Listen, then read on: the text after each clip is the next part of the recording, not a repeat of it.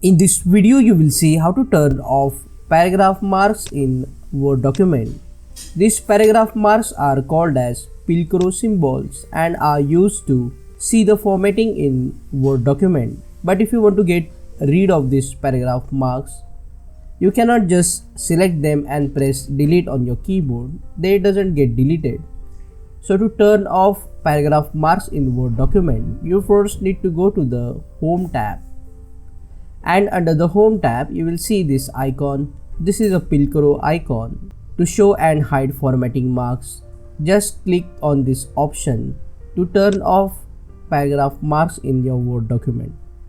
If you need to see the paragraph marks again, you just can turn on paragraph marks by clicking on the Pilcrow icon like this. Click on that like button, comment below and let me know if this video solved your problem. And don't forget to check out these useful videos related to Microsoft Word. See you again in the next one.